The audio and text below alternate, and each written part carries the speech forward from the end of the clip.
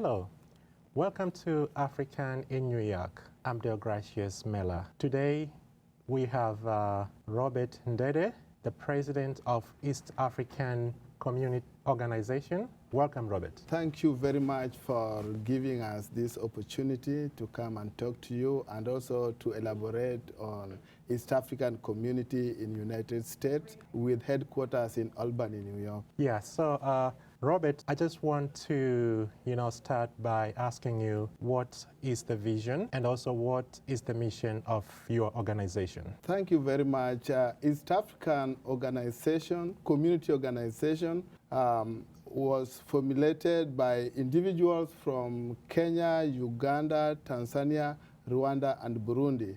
As you can see, it has a solid membership from peoples coming from 5 different East African countries. We came together 10 years ago to form an organization which has a vision of addressing to all issues that people from East Africa as a whole have in common, especially people of the diaspora. People in the diaspora from East Africa have identified several issues that they would like the organization to address, but the main aim is to better their life. So this is an organization that, unites the people here in the diaspora, especially in New York, and also back home, and not only for East Africans and also Americans, right? Yes, true. And it's not only people in New York. We have membership from all the states in America, United States of America, because our organization is the only one registered to cater for the need of people from East Africa in all the states in America. And that's why we have membership from different states. Well, how is your membership? Like, what one needs to have to be a member? Our membership, you only need to subscribe to our aspiration. Initially, it was limited to people from East Africa, but now we have broadened it to anybody who subscribe to our objective and aspiration. And that's why we have membership for people from United States here, those who are born here, irrespective of the race. We have all membership from people from West Africa and all over. Anybody who subscribe to our objective and support our need are eligible to be members. Well, I mean, this is very important that you welcome East Africans, Tanzanians, Kenyans, Ugandans, Burundians, and Rwandese people to be part of this great organization. And, bringing East Africans together, I think is a good thing. So how do you categorize your members? Because I understand there are members from East Africa who have strong links with their home countries, and there are those members who do not have strong links with their countries, and there are those members who do not feel to be part of East Africa. So, I mean, can you tell us how do you manage to get these people together? Well, first, I would like to elaborate on that interesting point you have just mentioned. Like human nature, we have individual differences. People from East Africa, and this may not be limited to East Africa, as we have observed, when people come and immigrate and try to struggle within this complexity of the society to integrate themselves, people do it in different ways. Integration is a very complex and intricate survival way. Within our group, we have realized and noticed people who really, after coming here, they tend to maintain very strong links with people at home and also with the community as whole, and they have a general identity of people from East Africa. This group, they tend to come together, they tend to support one another, and that kind of supportive nature form like a social insurance in case of needs. We also realize that there are some group, when they come, they totally disengage themselves from home country, and they become fully westernized. And you know what the repercussion of that. In this society, you may lose membership affiliation from other group who try to maintain relationship with people at home. And there is also a problem that comes with that, in that as you lose ties with your fellow community members, the society here may not even accept you fully. So we have those kind of category of people. We also have other group who disengage themselves from this society and its norms and its culture. They remain traditional Africans in this country. Yeah. That also have some problem, because you really need to disengage, not fully, you need to adapt yourself. So if you look at across the board, these three different categories have different social needs. It depends on how you integrate yourself. You may have a problem in acquiring some opportunities. So East African Community Organization bring people together and make them aware that you have to engage yourself, you have to interact, you don't need to go too extreme. But you know, as usual, it's difficult to... So this is a good example of the argument that the diaspora cultural identity can be questioned at one point, because you know, you have these different people with different views, and the way they integrate is also different. So your organization and other communities in the United States work towards bringing them together and try to find a union set. I mean, I'm taking in terms of mathematics. If you have Venn diagrams, I mean, you find the union of different, you know, elements. So I mean, this is what you're trying to do. So how do you have some events and you know, things that help you to bring these people together? Yes, surely we do. Like last year, we had a big cultural day in Albany where we brought people from all walks of life. Our theme was education and cultural identity. And here we explore how we can maintain our African culture, because our African culture has got a value. It is the culture which gave us or made us who we are.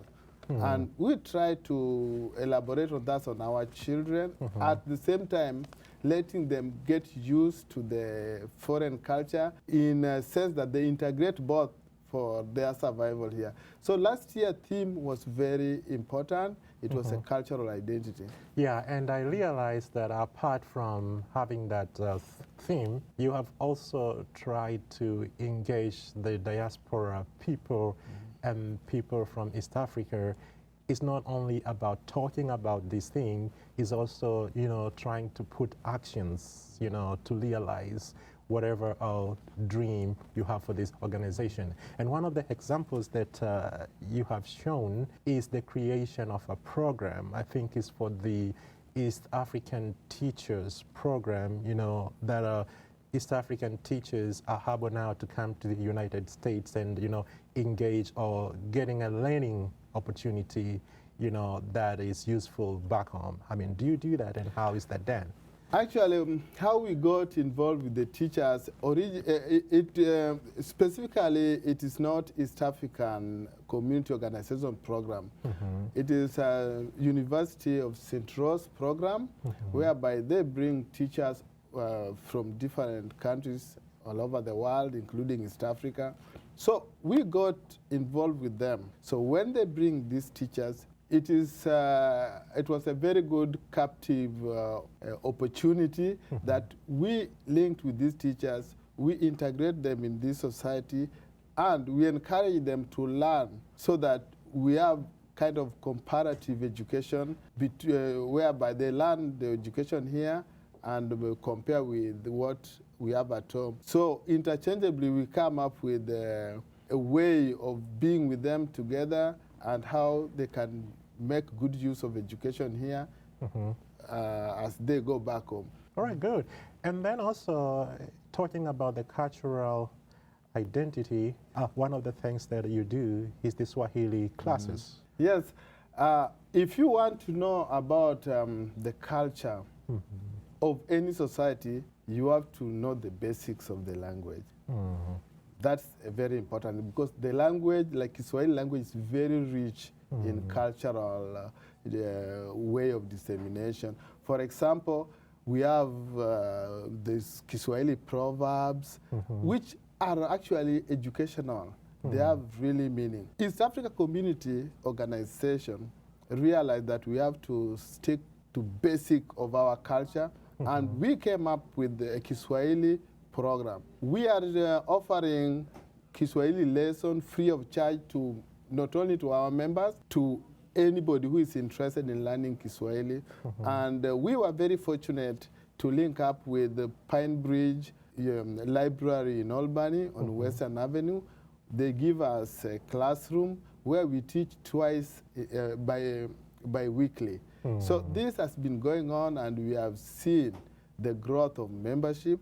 And right now, as I'm talking to you, we have more African American learning Kiswahili than even our members. However, we see the increase in interest and activity, and most people are showing sign of joining this class. And we are very proud to be one of the organizations teaching foreign language of their origin in this country. I believe also you have scholarships that sometimes you give for East Africans. Yes, when we started the East African Community Organization, we realized that education is one of the most important things. Within our members, we have people who are extremely resourceful in all fields. We have doctors, lawyers, we have psychologists, psychiatrists, we have teachers, we have engineers, and we realize how rich our community is, and you will find each and everybody with very specific information or skill that's needed. So education became a very important thing. However, within us, there are some people who are struggling, people who qualified in high school, but they may not make it to college entrance because of tuition fee. They may not have good credit history to enable them to get loan. This is where we come in with the scholarship program, and it has benefited people and members. Now, we realize that it's very important to link to American community, like African American, and we every year give 2 scholarships to people of African American origin among us in Albany. So it has brought a lot of very strong link between us and the local community, because we maintain those 2 scholarships at least to African American. The rest may go to any other members. Yes, so this is the question I ask to everyone who comes here to represent an organization. So we know that running an organization is not an easy task. So I'm very sure there may be some challenges ahead. So do you have any challenges as of now? Well, I would love to say that we are extremely fortunate to unite 5 countries under the one umbrella. As you can see, people have started different organizations for their countries. Some are very successful, some have collapsed. But for East African community, we are held together by our objective, and we are held together by our performance as organization. That has pulled members together, and it has created an environment very conducive to diffuse tension and challenges. The big challenge we have is we need more avenue of generating funds for our projects. As we have projects in Kenya, Uganda, Tanzania, Rwanda, Burundi, this need to be funded. If we get a good fundraiser, somebody who can help us with raising funds, it may be on a commission or an employment basis or just a shared donation, people who have those kind of link, we welcome you to give us lead, join us so that we, as other organizations, can generate enough funds to do our program. You're talking about something, this big day on the 20th of June, like everybody's waiting now to go to Albany, you know, including myself, you know, to witness this, because last year it was wonderful. I heard like a lot of people of East African origin went there, and I heard about positive things, you know, and I think that one of your colleagues is going to talk further about that, and because we want to welcome her, but before we do that, I just want to welcome you to take like 1 minute, you know, to kind of wind up what you said here. You know, what are you telling East Africans in just 1 minute right now? Why and how are you welcome them to come in big numbers to support your organization? Well, this is one day in a year that we celebrate the birth of East African community. This will be the 10th anniversary. We welcome everybody in the United States from East Africa. Don't miss this occasion. Come and support us. By coming, you are supporting also our project, and we are uniting together. 20th June on Saturday will be the day. After 20th June on 21st, it will be punctuated by the biggest cookout that they have never seen near River Hudson Valley. We welcome you. The objective is to come together, and you will get your ideas. And that's in Harban. That will be in Harban. Can you give them the address and everything? The address where the function will be is Holiday Inn on Wolf Road. Holiday Inn Wolf Road. You can Google. You can go to website of East African Community, www.eastafrica.co or eastafricaco.org. If you Google that, there's all information. Please, we invite you to go to our website. It's very resourceful. It has all the addresses, all the telephone number of that day. Don't miss 20th June 2015. We have people coming from Washington, D.C., DJ Luke, with the Vigimambo blog will be there, and different people will come from different states to manage our organization activity. So it's not like Albany alone. People are coming from different states, and together we'll patch together and make a very, very big occasion for all East Africa. Welcome, Busi Nsapiri. Thank you. Yeah, I understand that she's the former secretary of this organization. Yeah. And thank you very much for coming to the studio. Thank you for having me. Yeah, good. And then as Robert was talking, we're talking about the big day. Absolutely, and it's coming very fast. It's June 20th. So there is a lot of work to be done. I am in charge of coordinating the food. So we are actually expecting about 350 people. So we would like to welcome everyone to come. You can experience the American cuisine or the East African cuisine. Well, you're talking about the East African food. Yes. So what is one going to expect to see or to eat? Well, being that we're talking about many countries, in Kenya, you know, they do what is called well, we call it kaunga in Uganda, but in Kenya they call it ugali. And I'm sure Tanzania they use the same. Same, yes. Yes. So we will have that. We will also have beans. And in Uganda we have matoke, which are bananas. So we'll have those. And then we also have what's known as a chinyewa, but in English you can translate it into peanut butter soup.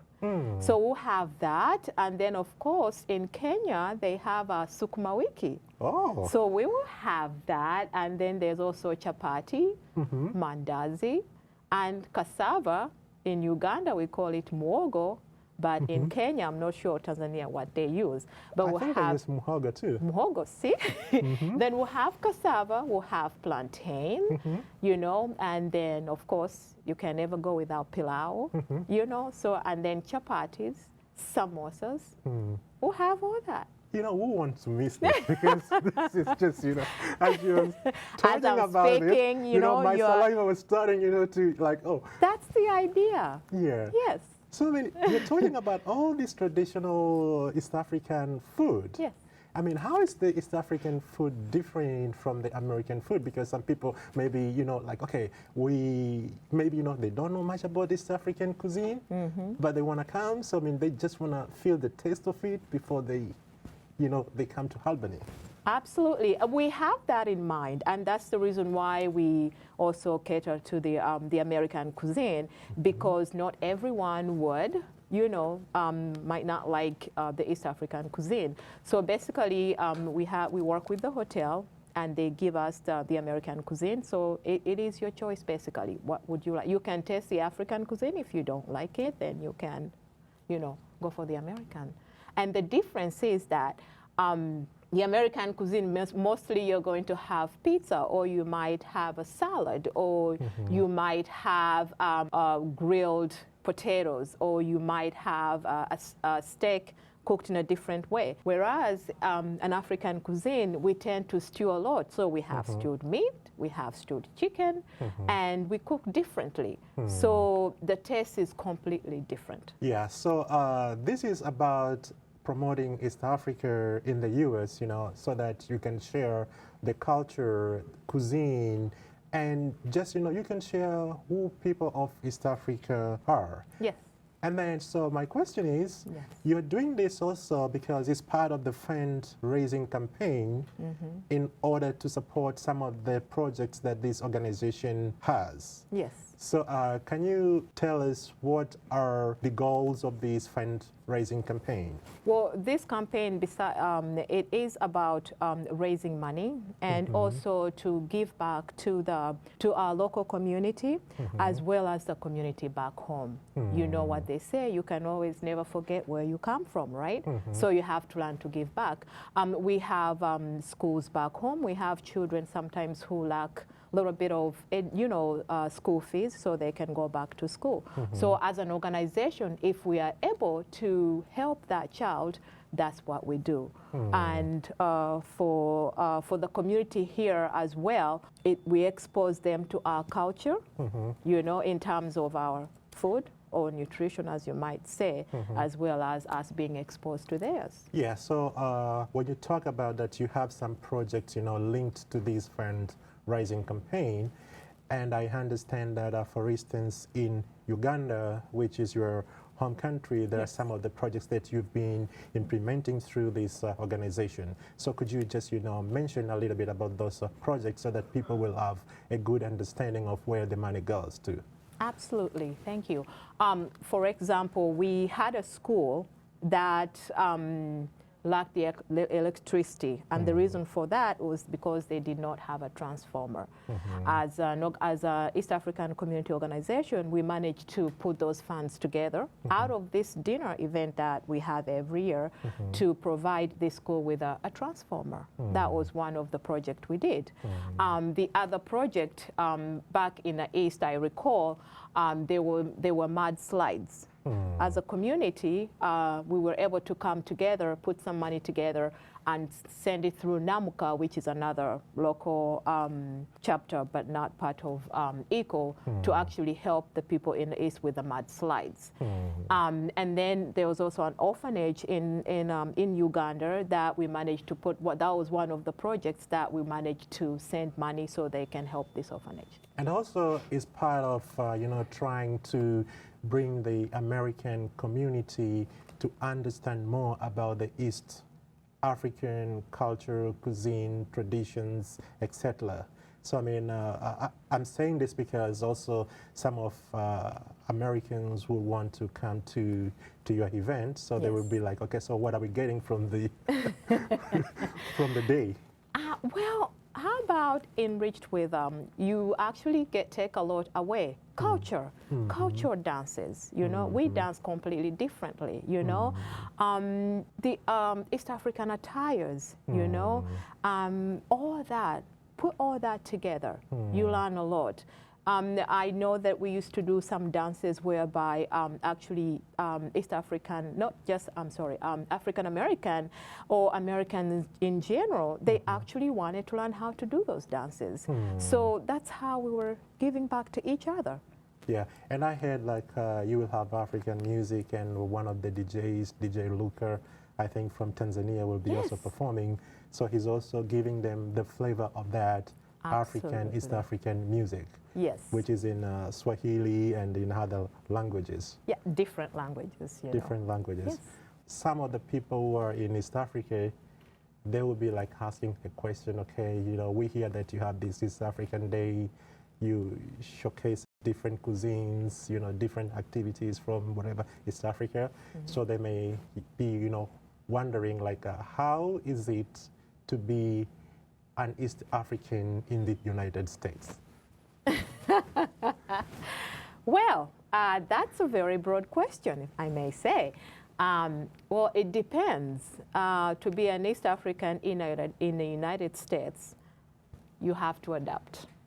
You know, the culture is extremely different from our own.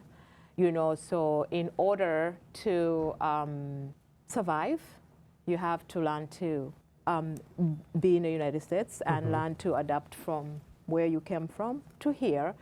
The language in itself, you know, is different. With I still have my culture, you know. I am still affiliated with my people back home, but at the same time, I also know that living here, there are some good things, and I have also adapted to that, so which gives me balance. Yes. But before I, you know, give the floor to your colleague Agnes, I would love you to just, you know, wind up by, you know, trying to create 1 minute of strong. It's kind of an invocation. It's kind of a, you know, a message that will make people, you know, come to your event on the 20th of June. Well, I would say if you've never experienced an East African cuisine, this is absolutely the opportunity. We're very welcoming. The food is great. The company is absolutely wonderful. And once you actually come on June 20th, you will always come back every single year. Welcome to the studio, Agnes Bukala. Thank you. Yeah, we have heard from your colleagues. Yeah. And then I know that you're having this, the 10th big day for East Africans in Albany. Yeah. Yeah, I would just want you to start by, you know, talking a little bit about that before I can go to specific questions. Okay. Well, I reiterate, like my colleagues have said, we welcome everybody of East African descent, of East African affiliation, of interest, anyone who is interested in our principles. You're welcome to come and join us to raise funds at this event. You can find out more information at our website. It's www.eastafricaco.org. Come and join us. Okay, good. So now I'm going to go to some specific questions, because one of the ideas behind organizing this dinner is trying to, you know, let East Africans know that there are some of the activities and projects that you people do. And one of the projects that, you know, you support in Kenya is the infrastructural enhancement in schools. Yeah. So could you, you know, talk a little bit about that? Well, one of the pillars on which the East African community is built is in supporting and providing opportunities in education. Many of us are very fortunate, have been able to be here and make our life, and we are able to do that because we have an education. So we try, it is a way for us to give back. Many schools back at home, all over the East African area, struggle with infrastructure. Things as basic as running water and latrines and classrooms, all the way to now we are finding that education is moving towards computing and online. And so we are doing the best we can to support these. And we've been involved in the 3 countries in all 3 ways. There's a school in Kenya which we have supported now, literally building classrooms, making the classrooms, electrifying classrooms, and we are now working on developing a computer lab in there. There's also a school in rural Kenya where we went in and put in latrines, replaced the roofing from grass roofing to iron sheeting so that they had all seasons roofing. And we continue to work on this. because it's one of the ways that we can make long-term change for these students. Oh, so you are doing a lot, I mean, to these communities. How do you get support from the Kenyan government or from the people in those places? We usually are working with the local community. Our funding comes from the fundraising events like the event on the 20th that we've been talking about. And we partner with schools that have sought help from other places and reached situations where there's no funding available or they're in crisis. And we will find a local community, and we tend to try to match. So for example, if we raise a certain amount, they raise a certain amount. A lot of the schools also may not give money, but they may contribute in kind. The school that we are helping to put electrification into the buildings, we've been supporting them, but the local communities doing the feeding program themselves.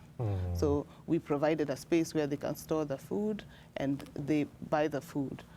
And so we try to help what the local community is already building. We don't come in with our ideas from abroad. Yeah, but which is good, you know, supporting wherever you're supporting is good because it's already there, and then you're trying to, you know, reach out and help where, you know, they can get help, you know. So this is, you know, here. And then you're talking about education, you know, supporting education back in East Africa, and in this particular case in Kenya. There are also some issues that I want to ask you because now we're coming back to the diaspora. You know, like you have a lot of educated professionals, educated people, and one of their struggle sometimes is how they're going to fit in the American society. So you have like psychological issues, stress and everything. And, you know, this is, I think, is one of your area and one of the area that the East African Community Organization is trying to, you know, engage with in order to help professionals find the right spot and the right way of doing things or, you know, getting jobs in the United States. So how do you discuss that? That's a problem or a series of, I should say, challenges we're constantly navigating. As members of a diaspora community, you mentioned earlier, we live in different states. Some people are just arriving, finding their way. Some people are settled and in different spaces along the way. Some people are developing themselves. So what we do is the eco community is what we call ourselves. The eco community provides a forum for people to come and speak about what's going on and also learn from people who've been here who have successfully navigated, and we provide each other a support and a place where people can go and look for assistance in a safe way and in a tested way. So now you're talking about different workshops and trainings that maybe your organization is organizing from time to time. Do you have like examples of these workshops and trainings, induction? We have a number of different activities that fit under that. They're not necessarily traditional workshops, all of them. We recently, however, were invited to the New York Academic Society, African Academic Society conference, and we made presentations on examples of understanding the education system, because we moved from a very different education system into this one, and understanding how it works, how the laws, for example, that are in this country have been used in a positive and a negative way to help people like us. So we try to educate ourselves within the community on how to live here within that context.